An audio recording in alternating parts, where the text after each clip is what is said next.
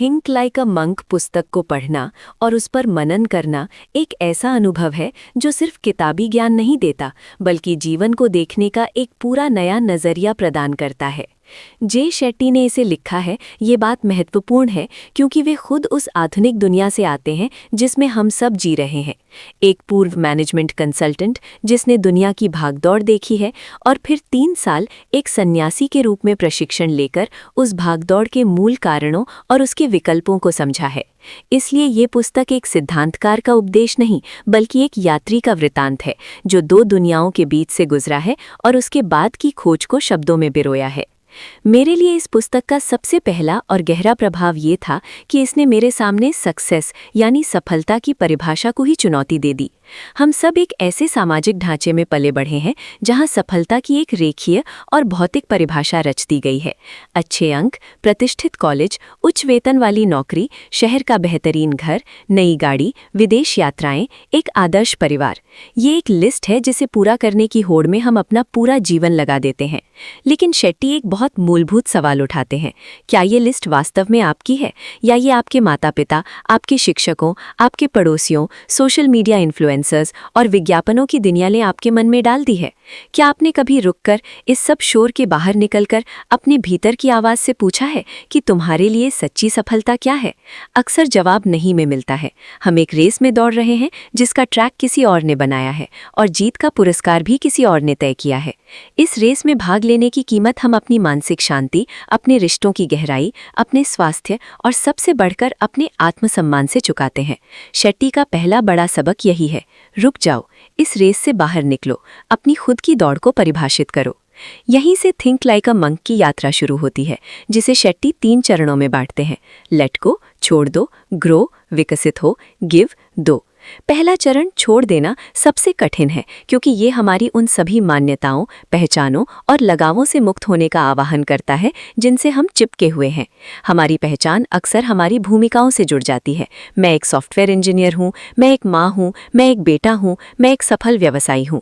इन भूमिकाओं के साथ हमारा अहंकार इतना गहराई से जुड़ जाता है कि अगर कोई भूमिका हट जाए या उसमें चुनौती आए तो हमें लगता है कि हमारा अस्तित्व ही खतरे में है। नौकरी चली गई तो लगा जैसे सब कुछ खत्म हो गया, रिश्ता टूटा तो लगा जैसे जीवन का मतलब ही समाप्त हो गया। सन्यासी इस जुड़ाव को तोड़ देता है। वो अपनी पहचान अपने करने से नहीं, अपने होने से प्राप्त करता है। यहाँ पर शेट्टी भगवद गीता के दर्शन को बिल्कुल सटीक और प्रासंगिक ढंग से पिरोते हैं। कर्मण्येवाधिकारस्ते मा फलेषु कदाचन। तुम्हारा अधिकार सिर्फ कर्म पर है, फल पर कभी नहीं। इसका आधुनिक अनुवाद है, अपना 100% दो, पूरी ईमानदारी और निष्ठा से अपना कार्य करो, लेकिन उसके परिणाम, चाहे वो प्रशंसा हो, पदोन्नति हो, लाभ हो या असफलता, को अपनी खुशी या दुख का आधार मत बनाओ। ये डिटैचमेंट या अनासक्ति कोई भावनात्मक उदासीनता नहीं है, ये एक स्वस्थ दूरी है। ये उस नाव की तरह है जो पानी पर तैरती है, पानी में डूबती नहीं। जब हम अपनी भूमिकाओं से, अपनी इच्छाओं के फल से इस तरह की दूरी बना लेते हैं तो एक अद्भुत मनोवैज्ञानिक मुक्ति मिलती है।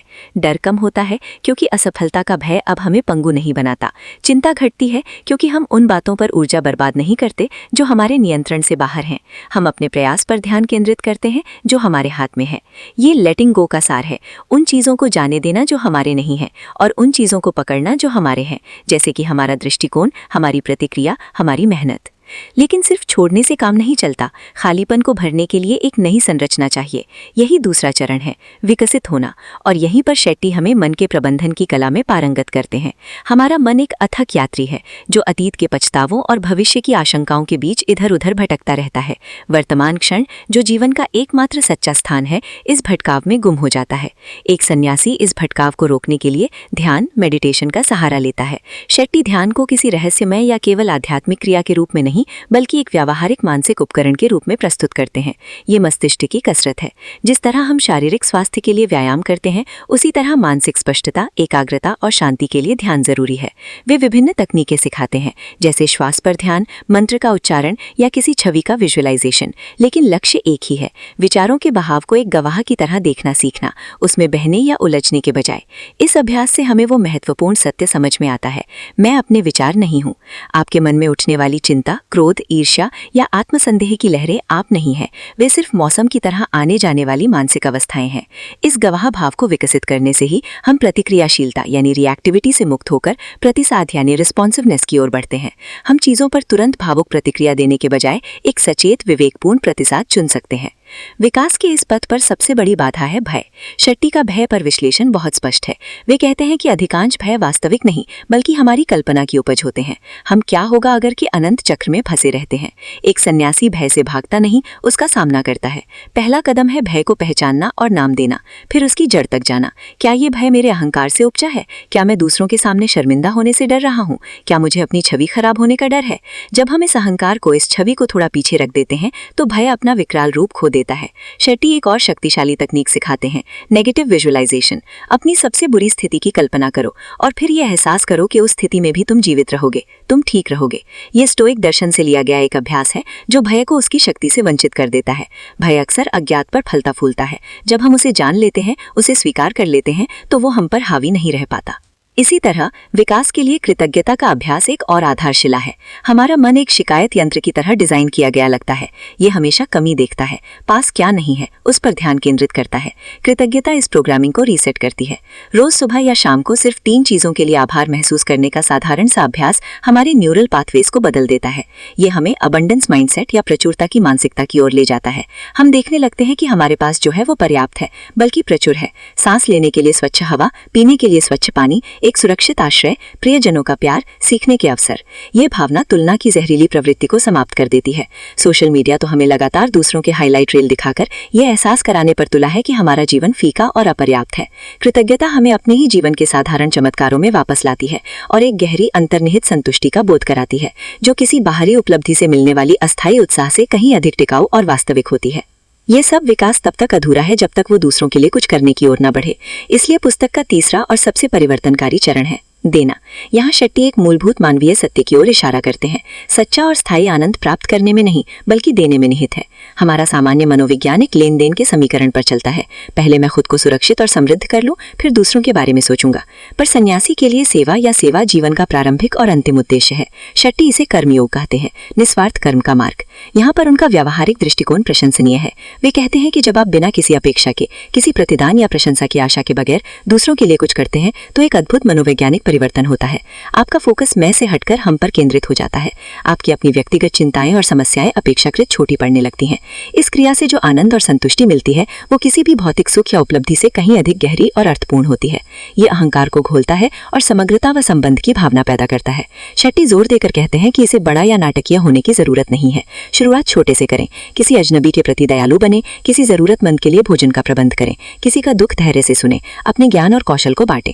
ये छोटे छोटे निस्वार्थ कर्म आपके चरित्र का, आपकी नैतिक मांसपेशियों का निर्माण करते हैं और धीरे धीरे आपकी पहचान को एक लेने वाले से एक देने वाले में बदल देते हैं। और यही परिवर्तन सबसे बड़ा आंतरिक पुरस्कार है।